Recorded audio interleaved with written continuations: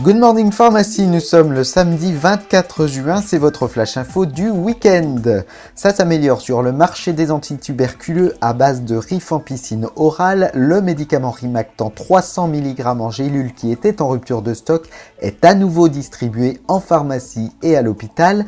Attention, cette distribution est contingentée. Pas de changement pour l'autre spécialité de rifampicine, Rifadine 300 mg. La boîte de 30 gélules est toujours sous distribution contingentée. La boîte de 8, elle, sera remise à disposition début août. Ça va mieux aussi pour les spécialités Oroken enfants. Depuis le 22 juin, les pharmaciens sont approvisionnés normalement avec le dosage à 100 mg par millilitre. Le dosage à 40 mg par millilitre avait été remis à disposition normale fin avril. Vous l'avez peut-être remarqué, Nosinant 4% en solution buvable a changé de nom. Il s'appelle désormais Nosinant 40 mg par millilitre. Dans cette nouvelle dénomination, la concentration en lévomépromazine est exprimée en milligrammes par millilitre. Cette modification a été décidée pour réduire les erreurs médicamenteuses. Les flacons avec cette nouvelle dénomination sont distribués en pharmacie depuis le 24 mai. L'ANSM appelle à la vigilance des dispensateurs en présence d'une prescription hospitalière d'Aldol en solution buvable. Il faut notamment vérifier que la dose à administrer est bien précisée en gouttes et pas uniquement en milligrammes. Si ce n'est pas le cas, le pharmacien doit compléter l'ordonnance. 1 mg d'alloperidol correspond à 10 gouttes d'Aldol à 2 mg par millilitre. Cette situation est liée à la différence de présentation d'Aldol buvable. En pharmacie, Aldol buvable se présente en flacon compte-gouttes, alors qu'à l'hôpital, une nouvelle présentation avec seringue doseuse graduée en milligrammes est mise à disposition depuis le 1er juin.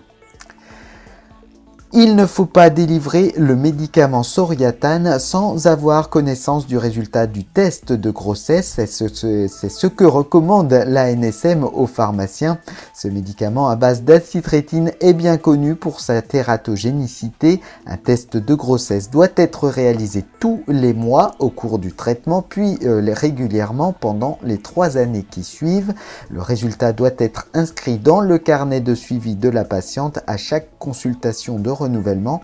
Selon une étude de l'ANSM et de la CNAMD, 37% des femmes traitées par Soriatane ont réalisé ce test de grossesse en 2015 à l'initiation de traitement.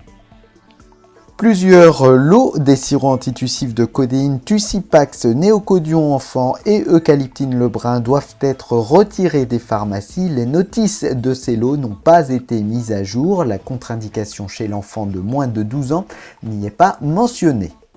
Les médicaments Zyprexa 10 mg en comprimé et Zyprexa Vélotab 10 mg en comprimé orodispersible seront déremboursés à compter de lundi. Ce déremboursement a été demandé par le laboratoire Lilly lui-même pour des raisons internes. Zyprexa 10 mg et Zyprexa Vélotab 10 mg restent néanmoins commercialisés en pharmacie avec un prix libre. Quant aux autres dosages de Zyprexa et Zyprexa Vélotab, ils ne sont pas concernés et restent pris en charge par l'assurance maladie. Même chose pour les génériques d'olanzapine à 10 mg qui restent eux aussi remboursables. C'est la fin de cette édition et c'est la fin de la semaine. Je vous retrouve donc mardi matin dès 6 h. Très bon week-end à toutes et à tous.